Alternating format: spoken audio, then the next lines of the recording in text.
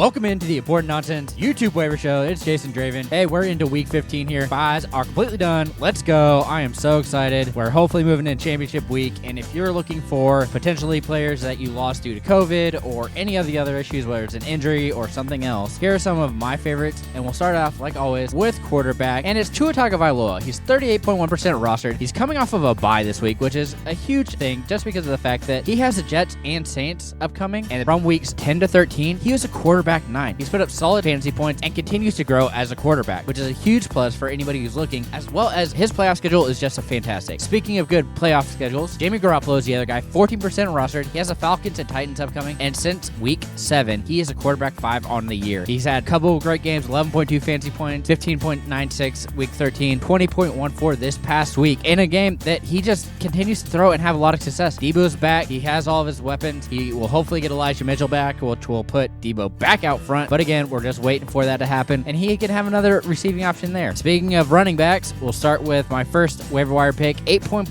rostered, and it's Rashard Penny. I know, it's very risky because he is a injury just waiting to happen, but this past week, he really showed what he could do. He had 16 carries for 137 yards and 2 touchdowns. He also added a reception for a yard, which isn't that great, but 26.8 fantasy points this week versus Texas. I know, it's the Texans. However, his upcoming matchup is pretty tough in the Rams, but we'll get to see how they look tonight with the fact that they already have ruled out Jalen Ramsey due to COVID. So something to look forward to, but after that week, he has the Bears, which is a great matchup for him, and like the fact that they want him to be the guy, it seems, is a huge boost. Past 2 weeks, he's RB6 in PPR, and it's just an excellent option for you. The next guy is really looking at your backups, and if you're just desperate. Devonta Booker, 25.6% rostered, has a tough matchup in the Cowboys, but gets the Eagles after that. Also not the greatest, but he has that chance. And with Glennon under center, he's had a lot of success. Past 2 weeks, RB21. In week 13, 6 carries, 36 yards, added 4 receptions for 18 yards, 9.4 fantasy points. Week 14, 8 carries, 56 yards, 4 receptions for 28 yards, 12.4 fantasy points. This is somebody that you could easily throw into your flex and have just a solid option there. We'll move into wide receivers, and it's Russell Gage, 45.2%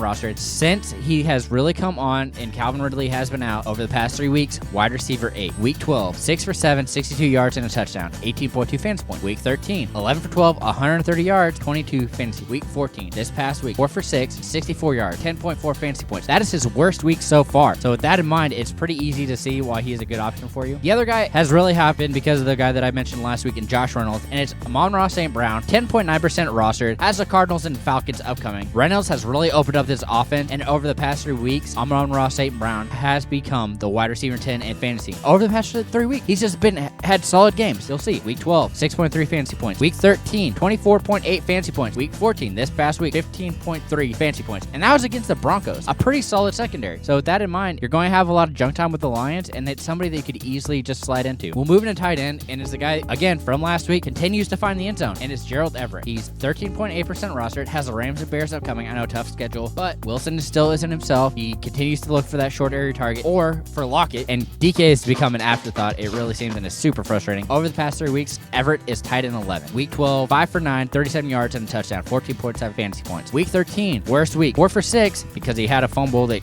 should have been a touchdown for 7 yards, no touchdown, 0.7 fantasy points. Rough week. However, this past week, 2 for 2, 15 yards and a touchdown, 10.8 fantasy points. And that's what you're really looking for at tight end. Well, the other guy who's had a lot of success recently because they just keep throwing it, and Davis Mills is a quarterback, is Brevin Jordan. He's tight end for the Texans, 0.4% rostered. He has the Jaguars and Chargers upcoming, which are great matchups for him, as both really struggle against tight end. Week 12, 3 for 3, 23 yards and a touchdown, 11.3 fantasy points. Week 13, 2 for 4, 7 yards, no touchdown, 2.7 fantasy points. Week 14, this past week, 4 for 7, 26 yards and a touchdown, 12.6 fantasy points. He has the opportunity, and the fact that he's getting these targets, it's going to be a huge benefit for whoever wants to add him, and I think he will be able to really just slide into there. As you see tonight, Higbee is out, which means you're probably looking at somebody like Brevin Jordan for next week, because I really don't love their options at tight end, and I wouldn't be starting them anyway. We'll move into defenses, and you have the Dolphins as my first one, 43.8% rostered. As I said, I really love their matchup moving forward because they have great people that are coming in Jets and the Saints. Coming off of bye, week Week 9 through 13, the Dolphins are the second best defense in fantasy. Week 11, 4 fantasy points versus the Jets. Week 12, 25 fantasy points versus the Panthers. Week 13, 13 fantasy points against the Giants. This is going to be a recurring trend, and they just continue to roll. I don't think that they will have any issues with their upcoming matchups, and so it's an easy defense for you guys to stream for the next couple weeks. Speaking of good matchups, you have the Eagles, 26.8%